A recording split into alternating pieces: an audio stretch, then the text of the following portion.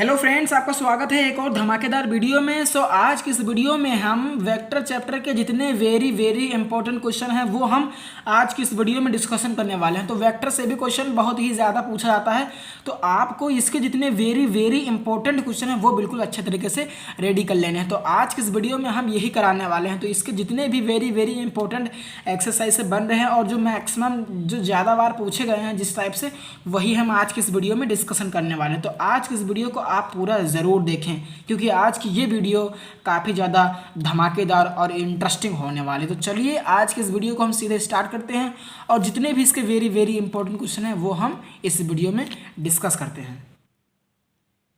पहला क्वेश्चन है जिसमें दिया गया है कि दर्शाइए कि बिंदु 2i कैप माइनस आई कैप माइनस 4j कैप और माइनस आई कैप प्लस 4j कैप एक समद्विबाहु त्रिभुज बनाते हैं। ये पहला क्वेश्चन है। तो मैंने लिख लिया, ये तीन वेक्टर दिया है। ए वेक्टर दिया 2i कैप, बी वेक्टर दिया है इतना है और सी वेक्टर दिया है इतना है, और हमें प्रूफ करना है कि ये समद्विबाहु त्रिभुज बनाते हैं। तो ये हमको प्रूफ करना है। इस तरीके के बहुत सारे प्रश्न पूछे जाते हैं। तो मैं अब आपको बताता हूँ कि इस टाइप के क्वेश्चन को आप कैसे करेंगे। तो समद्विबाहु आए या विषम बाहु आए या मतलब समकोण त्रिभुज, ये सारा प्रूफ करने के लिए आता है। तो क्या क्या प्रूफ करने के लिए आता है कि सिद्ध करिए कि ये समद्विबाहु है, यानी समद्विबाहु सिद्ध करने के लिए आता है, और विषम बाहु सिद्ध करने के लिए आता है विषम बाहु, और एक आता है कि समकोण है कि नहीं। तो ये तीन चीज़ें पूछता है इसमें कि समद्विबाहु है, विषम बाहु है या समकोण है। तो समद्विबाहु का मतलब कोई दो भुजा बराबर हो। तो यदि कोई दो भुजा बराबर हो, यानी अगर तीन वेक्टर दिया है ए बी सी, ये तीन वेक्टर दिया है, तो यदि इनके कोई दो परिमाण बराबर होनी, चाहे ए वेक्टर बराबर हो या बी वेक्टर, अगर ये दो परिमाण बराबर हैं आपस में, एक कंडीशन होती है। समद्विबाहु का मतलब होता है कोई दो भुजा बराबर हो।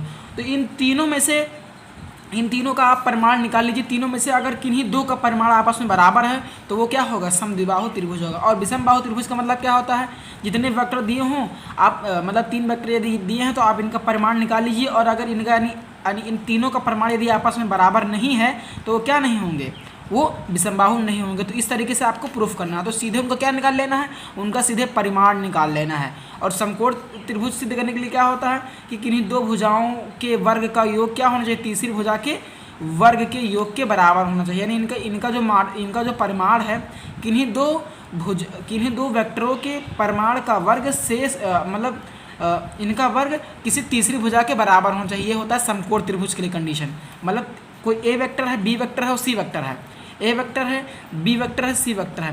तो यदि इनका आप परिमाण निकाल लिए, ठीक, और इनका आप परिमाण निकाल लिए और इनका आप परिमाण निकाल लिए, तो इनके किन्हीं दो परमाणुओं के वर्ग का योग किन्हीं दो वेक्टरों के परमाणु के वर्ग का योग तीसरी वेक्टर के परिमाण के वर्ग के योग के बराबर, तो वो कैसा होगा, वो हमारा होगा समकोण त्रिभुज। तो बस इसमें सिंपली से क्या करना है, आपको इनका परिमाण निकाल लेना है। यदि दो परिमाण आपस में बराबर आ जाएंगे, बस जान लीजिए हमारा ये सिद्ध हो गया। तो अब हम निकालते हैं मॉड ए। तो मॉड ए कैसे निकलेगा, इसका वर्ग हो जाएगा, यानी कि इसका दो का वर्ग हो जाएगा। तो बराबर कितना आ जाएगा, 4, यानी कितना हो गया, यह हो गया 2 मात्रक, ठीक है, इसका हो गया 2 मात्रक।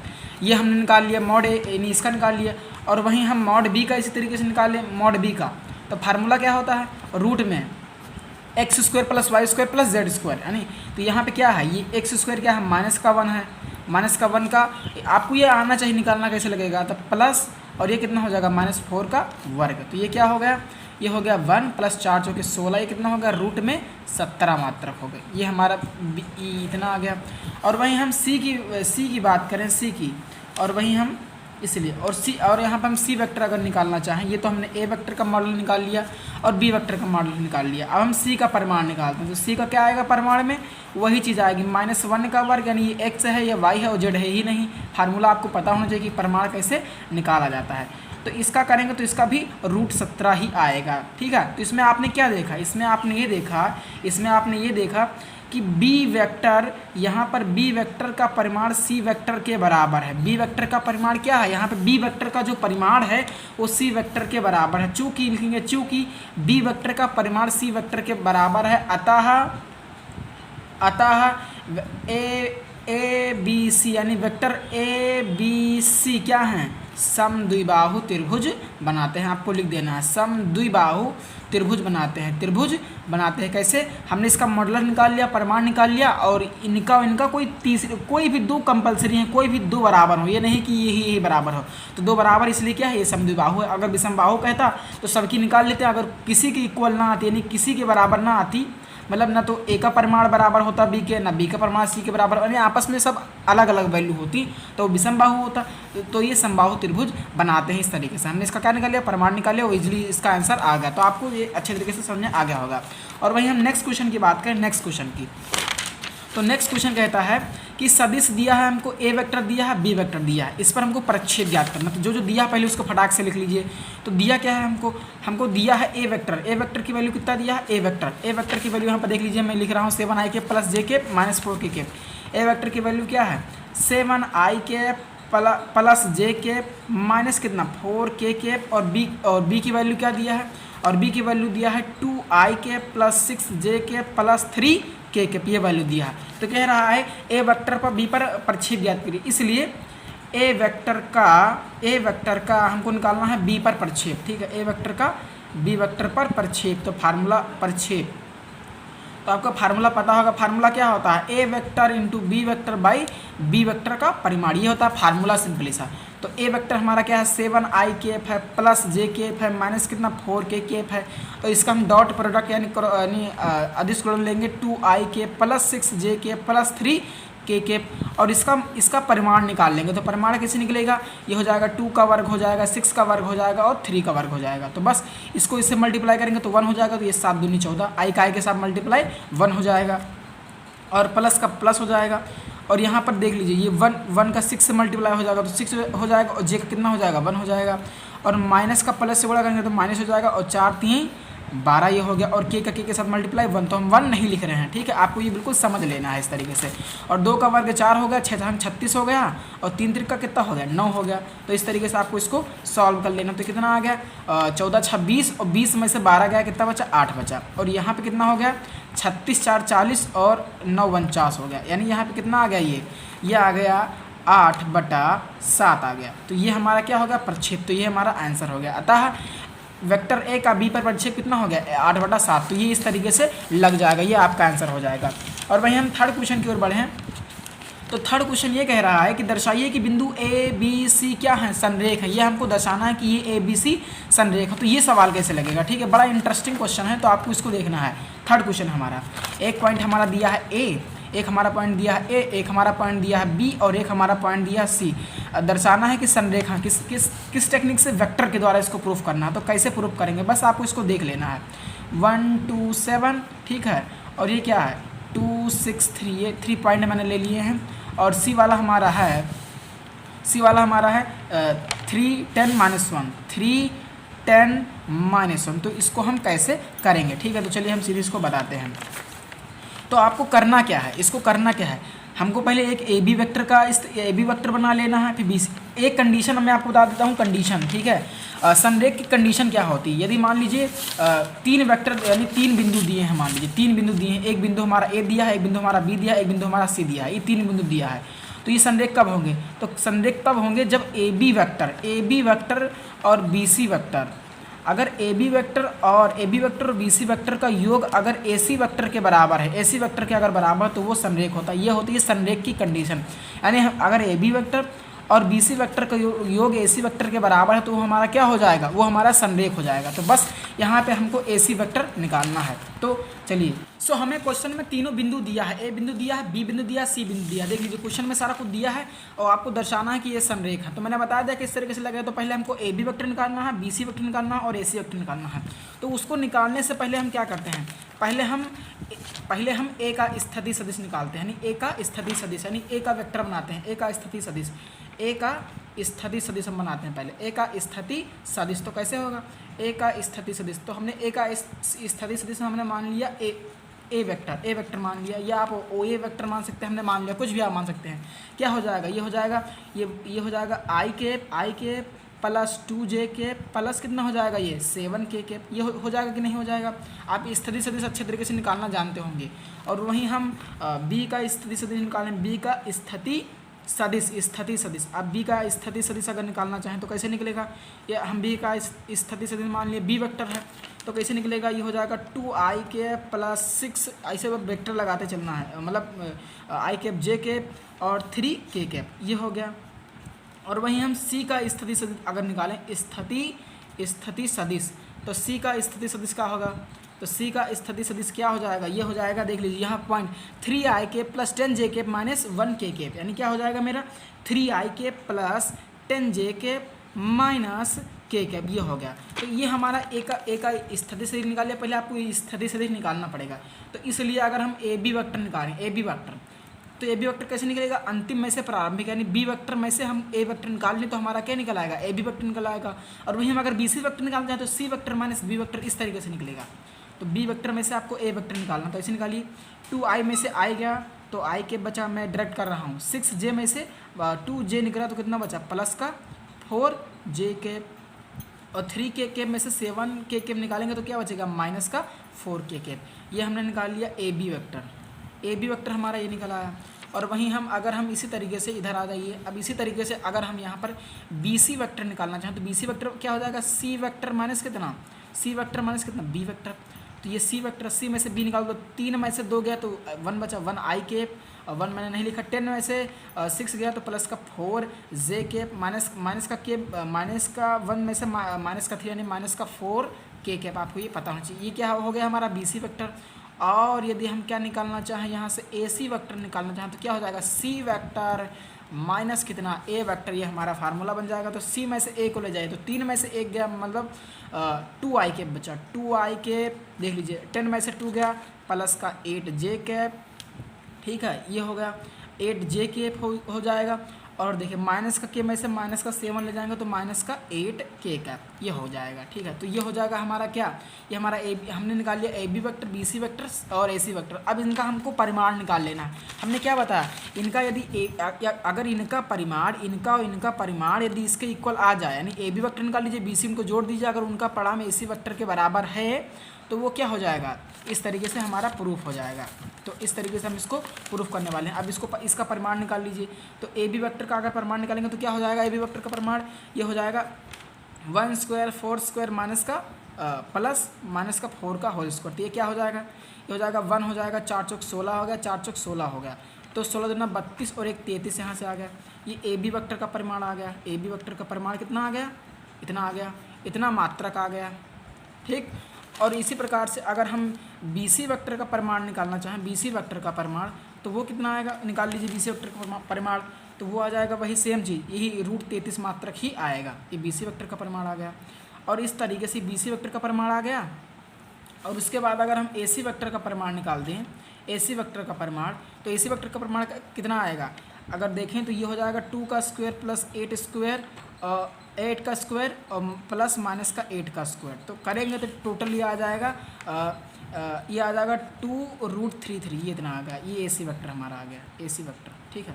तो यदि अगर हम देखें, इसलिए अगर हम ये करें, अगर हम क्या करें, ए बी वेक्टर का परिमाण में अगर हम ये कर दें, देख लीजिए ए बी वेक्टर के परिमाण में, देख लीजिए यहाँ पर ए बी वेक्टर के परिमाण में अगर हम बी सी वेक्टर का परिमाण जोड़ दें तो कितना आएगा, तो √33 और प्लस √33 तो कितना आ गया, 2√33, 2√33। तो ये किसके, ये मतलब अगर हम जोड़ें तो कितना आएगा, इतना आ जाएगा। और ये किसके इक्वल है, ये ए सी वेक्टर के इक्वल है।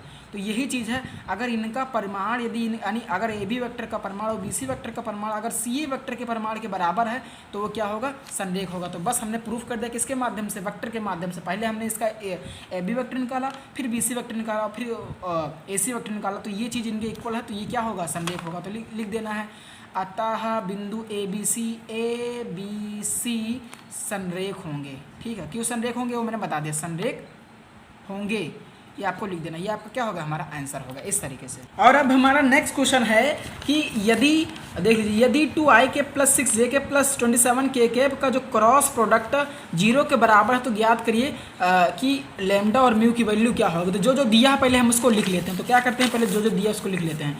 तो हमें दिया है, क्या क्या दिया है वो हम लिख लेते हैं। दिया है, चलिए लिख लेते हैं। हमको दिया है ए वेक्टर यानी पहला, यानी ए वेक्टर, यानी हमको दिया जो है पहले उसको लिख लेते हैं। दिया है हमको ये चीज़, देख लीजिए ये इतना चीज़ दिया है ये, तो हम उतार लेते हैं कि 2i के प्लस 6j के प्लस 27 के कैप का जो क्रॉस प्रोडक्ट है, क्रॉस प्रोडक्ट यानी i cap plus lambda j cap plus mu के कैप, ये क्या है, जीरो के इक्वल है, ये हमको दिया है, ठीक है, ये हमको दिया है। तो आपको करना क्या है इसमें, तो यहाँ से हमसे पूछ रहा है कि लैम्डा की वैल्यू क्या होगी और म्यू की वैल्यू क्या होगी। तो बड़ा सिंपल क्वेश्चन मैं आपको बता रहा हूँ और ये झटके में लगेगा।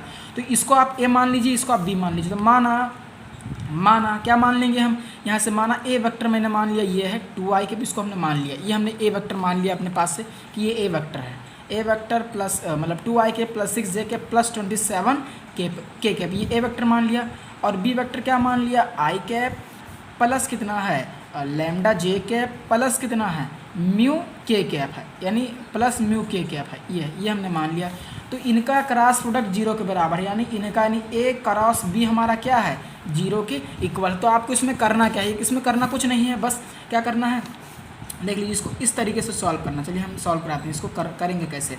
तो हमारा पहले क्या होगा, इसको कैसे करते हैं, आई कैप जे कैप के कैप लिख लीजिए, फिर इसका कोफिशिएंट उतार लीजिए, इसका मतलब इसके अवयव, इसके 2 हैं और इसके 1 है, इसका 6 है, इसका लैम्डा है, इसका 27 है और इसका म्यू है, और इनका किसके इक्वल है, जीरो के इक्वल है। अब इनका हमको सारणिक ले लेना है, सारणिक करना तो आप अच्छे तरीके से जानते होंगे कैसे। अब हम आई कैप को रोक लेंगे, ठीक। अब इसको मूनेंगे ये वाली लाइन और ये वाली लाइन, अब इसको ऐसे मल्टीप्लाई करेंगे, इसको ऐसे मल्टीप्लाई करेंगे, तो 6 म्यू माइनस 27 लैम्डा हो जाएगा ये, ठीक। फिर माइनस का जे कैप, और जे कैप को मून लीजिए ये वाली दूसरी लाइन और ये पहली, ये दूसरा कॉलम और पहली रो, तो ये ऐसे हो जाएगा 2 म्यू माइनस का 27, ये हो जाएगा 2 म्यू माइनस का 27, और प्लस का के कैप अगर बात करें तो इसको ऐसे और इसको ऐसे, तो 2 लैम्डा माइनस 6, 2 लैम्डा माइनस 6 बराबर कितना हो जाएगा ये जीरो। तो इस तरीके से ये हो जाएगा। तो ये हमारा क्या इतना, यानी ये आ गया हमारा 6 म्यू, देख लीजिए 6 म्यू 27 लैम्डा आई कैप, और अगर हम इसको ऐसे लिखना चाहें, देख लीजिए ये अगर हम माइनस से अंदर मल्टीप्लाई कर दें तो ये प्लस हो जाए, देखिए अगर हम इसको ऐसे लिखना चाहें, माइनस को इधर ऐसे मल्टीप्लाई कर दें तो हो जाएगा 27 माइनस का 2 म्यू जे कैप हो जाएगा कि नहीं हो जाएगा, प्लस का ये हो जाएगा 2 लैम्डा माइनस 6 के कैप। अभी जीरो को हम क्या लिख सकते हैं, जीरो को ऐसे लिख सकते हैं, देखिए जीरो कैसे लिख सकते हैं, 0 आई कैप प्लस 0 जे कैप प्लस 0 के कैप लिख सकते हैं। अब इनकी तुलना इससे कर दीजिए, इनकी तुलना इससे कर दीजिए, यानी तुलना कर दीजिए। तो क्या करते हैं हम, तुलना करते हैं, तो तुलना करने पर यानी ये वाला पक्ष जीरो के इक्वल होगा, ये भी जीरो के इक्वल होगा, ये भी, यानी सब जीरो के इक्वल होगा, यानी 6 म्यू माइनस 27 लैम्डा ये भी जीरो के इक्वल होगा। और दूसरी चीज़ ये 27 माइनस कितना ये 2 म्यू ये भी जीरो के इक्वल होगा, और ये चीज़ और ये 2 लैम्डा माइनस 6 ये भी जीरो के इक्वल होगा। तो अगर यहाँ से 2 लैम्डा बराबर करें तो 6 हो जाएगा, और यहाँ से अगर हम लैम्डा की वैल्यू निकालें तो 3 आ जाएगा। ये हमारा एक लैम्डा तो फाइंड हो गया, ठीक। और यहाँ से अगर, और यहाँ देख लीजिए अगर ये देखें तो 2 म्यू बराबर कितना हो गया, और इधर जाएगा तो माइनस का 27, और ये माइनस से माइनस कट गया, और लैम्डा बराबर क्या होगा 27/2। तो ये लैम्डा की वैल्यू यहाँ से आ गई, और ये म्यू की वैल्यू आ गई। तो हमको बस इतना ही करना है। तो अतः ये क्या हो गया, अतः लैम्डा की वैल्यू क्या होगी, लैम्डा बराबर कितना आ गया 3 आ गया, और म्यू की वैल्यू हमारी कितनी आ गई 27/2 आ गया। तो यही हमको प्रूफ करना था, ये हमारा प्रूफ हो गया, ये हमारा क्या हो गया आंसर हो गया। और चलिए नेक्स्ट क्वेश्चन कर बढ़ते हैं। नेक्स्ट क्वेश्चन है हमारा कि यदि सदिश इतना ये लंबवत हो तो हमको सिद्ध करना है कि ये बराबर जीरो। तो जो दिया है पहले हम उसको धड़ल्ले से लिखते हैं जल्दी से। सो दिया है क्वेश्चन नंबर 5 हमारा है, वेरी इंपॉर्टेंट है। दिया है क्या क्या दिया है कि यदि सदिश दिया है ए वेक्टर दिया है 2i cap sorry A I cap देख लीजिए यहाँ पर ए आई कैप है प्लस 2j कैप मैं लिख रहा हूँ, A I cap plus 2j cap plus 3 cap, ये हमारा ए वेक्टर है। और बी वेक्टर हमारा है 3i कैप प्लस कितना है bj कैप है। और ये एक दूसरे पर, और ये कह रहा है, और ये एक कंडीशन और कह रहा है कि ये रहा है कि ए वेक्टर जो है वो परपेंडिकुलर है बी वेक्टर पर। तो हमको प्रूफ करना है, तो हमें प्रूफ करना है कि 3a प्लस 2b बराबर 0। ये क्या करना है, हमें सिद्ध करना है, हमें सिद्ध करना है कि इतना बराबर इतना। तो चलिए इसको करते हैं सीधे, बहुत ही इजी प्रश्न है। तो जो कंडीशन कह रहा है बस उसी के अनुसार हमको करना है। तो कंडीशन क्या कह रहा है, ये लंबवत हैं, तो जब लंबवत होंगे तो a डॉट b बराबर क्या होगा हमारा 0 होगा। ये चूँकि लिखेंगे चूँकि a वेक्टर और b वेक्टर परस्पर लंबवत हैं, परस्पर क्या है लंबवत हैं, तो लंबवत होंगे तो क्या होगा a डॉट b बराबर 0 होगा। और ए की वैल्यू हमारी क्या है, ए की वैल्यू है हमारी ए आई के प्लस 2j के प्लस कितना 3k के, और इनका और डॉट लगाया, और बी वेक्टर कितना है 3i के प्लस कितना bj के बराबर 0। तो ए का 3 से तो 3a हो जाएगा, और i का i से मल्टीप्लाई 1 हो जाएगा, प्लस देखिए 2 का b से करें तो 2 भी हो जाएगा, और j का j से 1 हो जाएगा, ये कितना हो जाएगा 1, और प्लस, और यहाँ पे के का कोई कॉफिशिएंट नहीं है तो ये 0 ही हो जाएगा। तो ये हमारा क्या आ गया 3a प्लस 2b बराबर 0। तो इस तरीके से तो ये हमारा क्वेश्चन लग जाएगा इस तरीके से। तो आशा करता हूँ कि आपको ये अच्छे तरीके से समझ में आ गया होगा। तो वेक्टर में क्या है, वेक्टर में बस आपको ये यानी आपको क्रॉस प्रोडक्ट पढ़ लेना अच्छे तरीके से, फार्मूला वगैरह याद होना चाहिए, क्रॉस प्रोडक्ट और डॉट प्रोडक्ट का फार्मूला अच्छे तरीके से आना चाहिए, बस क्वेश्चन लग जाएगा और इसमें कोई दिक्कत नहीं। बस आपको ये अच्छे तरीके से आना चाहिए और क्वेश्चन आपको तुरंत डन हो जाएगा। तो इस तरीके से आप इसके वेक्टर के सारे क्वेश्चन लगा लेंगे। तो आशा करता हूँ कि आपको ये वीडियो पसंद आएगा। तो इन इंपॉर्टेंट क्वेश्चन को आप ज़रूर से ज़रूर करके जाएँ।